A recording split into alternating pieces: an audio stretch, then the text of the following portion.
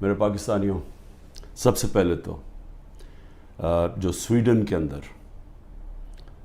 قرآن کی بے حرمتی کی گئی آزادی رائے کے نام کے اوپر، میں چاہتا ہوں کہ ایک زندہ قوم جو کہ اپنے دین سے پیار کرتی ہے اور جو اللہ کی کتاب، وہ ہمارے دلوں میں اس کی عزت ہے، اور اللہ کے جو ہمارے پیغمبر ہیں نبی صلی اللہ علیہ وسلم، ان کی عزت ہے، تو جب اس طرح کی چیز ہوتی ہے تو ہم ایک زندہ قوم کی طرح ایک پرامن طریقے سے ضرور بتائیں، پیغام پہنچائیں کہ ہمیں اس کی تکلیف ہوئی ہے۔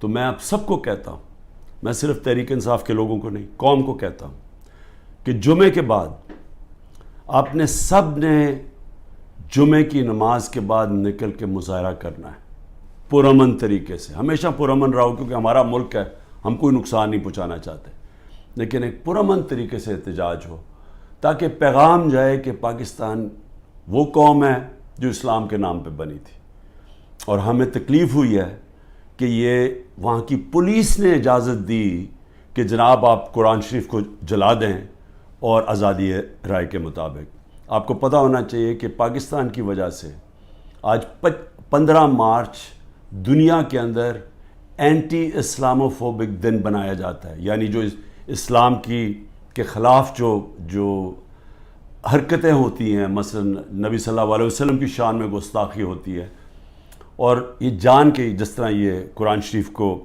جلایا گیا، اس کو یہ اسلاموفوبیا کے اندر آتا ہے۔ تو ہماری وجہ سے یونائٹڈ نیشنز میں 15 مارچ کو اس اینٹی اسلاموفوبیا دن بنایا جاتا ہے۔ تو اس لیے ہم سب کو جمعے کے بعد نکلنا چاہیے اور پرامن طریقے سے احتجاج کرنا چاہیے۔ دوسری چیز،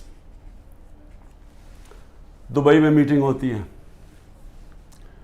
پاکستان کے بڑے بڑے منی لانڈرر کا مطلب جو اس ملک سے پیسہ چرا کے باہر لے جاتے ہیں۔ جو سب سے بڑا مسئلہ پاکستان کا کیا ہے کہ ہمارا روپیہ گرتا جاتا ہے ڈالر کے مقابلے میں۔ تو جب آپ ڈالر یہاں سے خرید کے باہر بھیجتے رہیں اور چوری کر کے باہر بھیجتے رہیں تو وہ ڈالر کی کمی ہونی ہے، اور جب ڈالر کی کمی ہوگی تو روپیہ گرتا جائے گا۔ اس کے علاوہ بھی ہم نے ایکسپورٹس کے اوپر زور نہیں دیا، کبھی کسی نے توجہ ہی نہیں دی کہ ہم اپنی آمدنی کیسے بڑھا سکتے ہیں۔ ہندوستان کی آج جو ایکسپورٹس ہیں، یہ ذرا سمجھ لیں، 600 ارب ڈالر کے قریب ہے۔ پاکستان کی ہمارے زمانے میں ریکارڈ ایکسپورٹس تھی 33 ارب ڈالر، ریکارڈ تھی، وہ آج اس سے بھی کم ہو گئی ہیں، 13% گر گئی ہیں ایکسپورٹس۔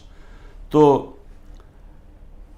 ایک تو کبھی توجہ نہیں دی انہوں نے کہ کس طرح ڈالرز اس ملک میں آمدنی بڑھا سکتے ہیں اپنی، اور دوسرا یہ سارے جو بڑے بڑے نام ہیں، ان کے سب کے بڑے باہر محلات ہیں، پراپرٹیز ہیں، بینک اکاؤنٹس ہیں، آف شور اکاؤنٹس ہیں۔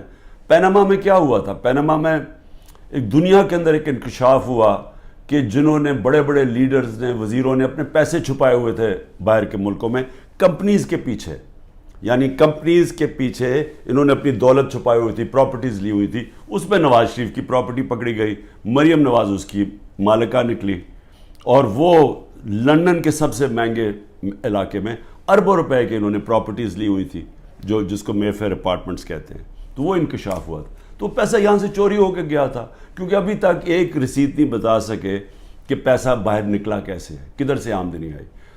بیٹے کی آمدنی، بیٹے کا جو گھر ہے حسن شریف کا، جو اس نے بیچا ملک ریاض کو، اس کی قیمت تقریباً 18 ارب ہے آج کل کے جو پاؤنڈ، اور 45 ملین پاؤنڈز، جو تقریباً 17-18 ارب روپیہ بنتا ہے۔ تو وہ کدھر سے پیسہ آیا؟ تو یہ کوئی نہیں بتا سکتا۔ بیٹے یہاں سے باہر بھاگ گئے کیونکہ وہ بتا نہیں سکتے تھے۔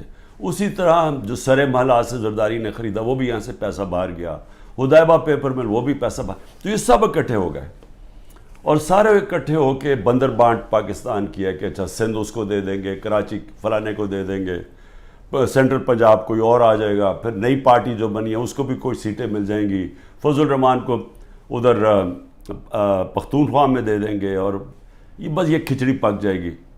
تو یہ ساری بندر بانٹ دبئی کے اندر ہو رہی تھی کہ جس طرح کہ کوئی سودا نہیں ہو رہا ہوتا کسی کے اوپر, یہ سودا ہو رہا تھا پاکستان کا. اور کس طرح جو سب سے بڑی پارٹی ہے خوف زدہ ہے کہ اس کو کیسے باہر رکھنا ہے, جس میں عمران خان کی ان کو گنہونے خواب آتے ہیں کہ یہ پتہ نہیں کہ واپس نہ آ جائے, تو اس کو کیسے جیل میں ڈال رہے ہیں. تو میں جو آج آپ کے سامنے یہ چیز رکھنا چاہتا ہوں کہ کون سے کیسز ہیں ذرا آپ سمجھ لیں, کیونکہ میں تیار ہوں, انہوں نے ہو سکتا ہے کل پتہ نہیں میری 17-18 بیلیں ہیں, ایک بیل کینسل ہوگی جیل میں چلا جاؤں گا, کل نہیں تو اس کے بعد پھر عدالت میں میرا چکر ہے, اس کے بعد 2 دنوں کے بعد پھر ہوں گا. تو کسی ٹائم پہ بھی انہوں نے پلان بنایا ہوا ہے مجھے جیل میں ڈالنے کا. تو میں یہ چاہتا ہوں کہ پہلے آپ سمجھ جائیں کہ یہ کون سے کیسز ہیں جن کیسز کے اندر میں صرف آپ کو 7 کیسز بتاتا ہوں جنہوں میں یہ جیل میں مجھے ڈالنے کی کوشش کر رہے ہیں, تاکہ آپ سب کو پتہ چل جائے. اور وہ میں اس لیے چاہتا ہوں کیونکہ میڈیا تو سارا کنٹرولڈ ہے, تو انہوں نے تو وہ ایک دم میڈیا میں پکڑنا ہے اور شور مچا دینا ہے کہ جی عمران کی چوری پکڑی گئی, تو یا چوری پکڑی گئی یا یہ ایک قتل جو جیسے میں شروع کرتا ہوں کہ اس نے قتل کر دیا کسی وکیل کو. تو میں چاہتا ہوں کہ وہ 7 کیسز پہلے آپ سمجھ لیں تاکہ آپ کو سمجھ آ جائے کہ ایک طرف اربوں روپے کے یہ منی لانڈررز کے اوپر کیسز ہیں, شہباز شریف کے اوپر 24 ارب روپے کی کرپشن کیس میں جس کا انڈر ٹرائل تھا جب جنرل باجوہ نے بچا کے تو اس کو وزیر اعظم بنا دیا.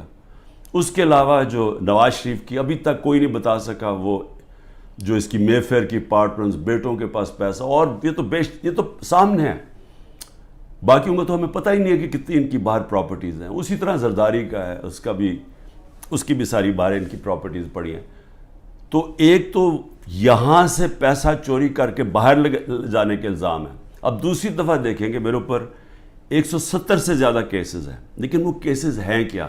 تو میں پہلے شروع کرتا ہوں کوئٹہ کا کیس. قتل ہوتا ہے ایک وکیل کا 6 جون کو 10:30 بجے صبح. اب وہ یہ سمجھیں کہ مجھے اس کیس کا پتہ ہی نہیں ہے, یہ کوئی کسی وکیل نے میرے اوپر کیس کیا ہوتا ہے کوئی غداری کا, وہ یعنی اس کا کوئی مجھے نوٹس ہی نہیں آیا, مجھے پتہ ہی نہیں اس کیس کا.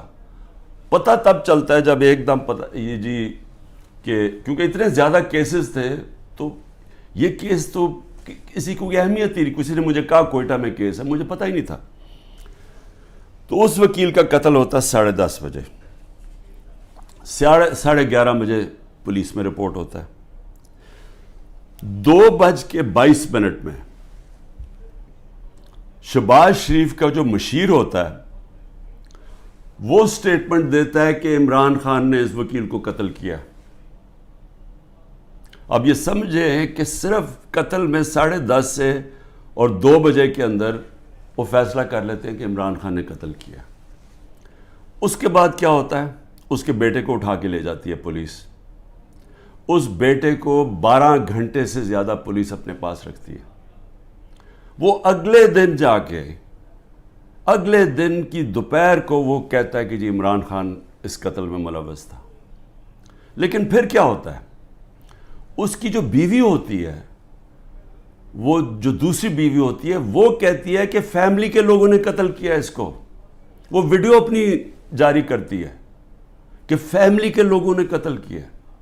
اور پھر دیکھیں سارے کوئٹوں کا پتہ ہے کہ ان کی وہ وکیل کی دشمنیاں تھیں, سب کو پتہ ہے ان کی آپس میں دشمنیاں تھیں.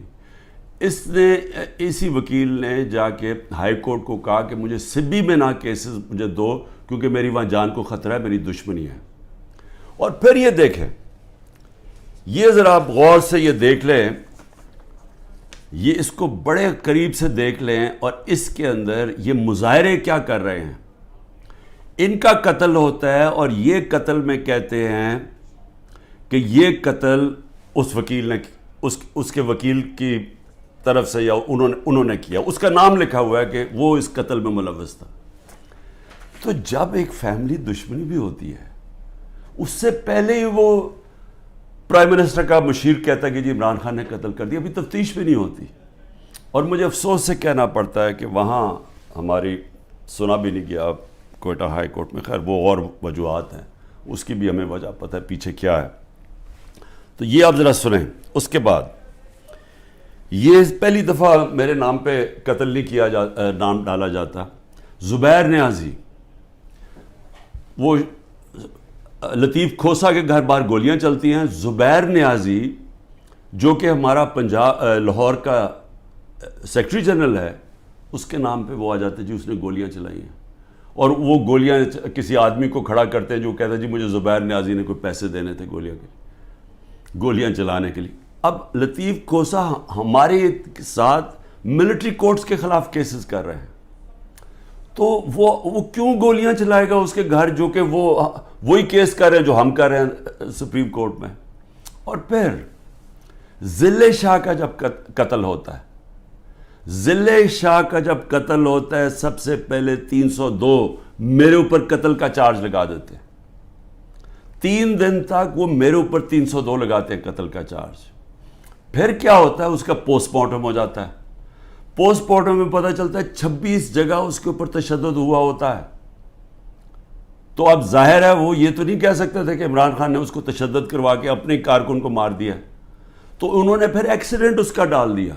ایکسیڈنٹ میں بھی کہا کہ عمران خان اس کے اندر کوئی اس نے انفارمیشن چھپائی ہے، میرا پھر نام ڈال دیا. میں صرف یہ کہہ رہا ہوں کہ پہلے تو یہ سمجھ جائیں کہ یہ ہے آج کا پاکستان، کہ یہاں کوئی ان کو شرم نہیں آتی اس طرح جھوٹ بولتے ہوئے، اس طرح کے کیسز بناتے ہوئے. ان کو کوئی شرم نہیں ہے کہ ساری قوم کو پتہ ہے کہ جھوٹ بول رہے ہیں. یعنی کون نہیں جانتا کہ یہ جو انہوں نے کیا ہے، سارا کوئٹہ کو پتہ ہے کہ یہ اس کے اندر عمران خان کا کوئی تعلق نہیں تھا. میرا تعلق 150 کیسز تھا، مجھے کیا نہیں، اور بھی کوئی وکیلوں کو میں مرواؤں گا. اور وہ کیس جس کی اہمیت ہی نہیں تھی، سب کو پتہ ہے جھوٹ بول رہے ہیں، لیکن ان کو کوئی شرم نہیں ہے. یہ سر پیر سے اتار بیٹھے ہیں.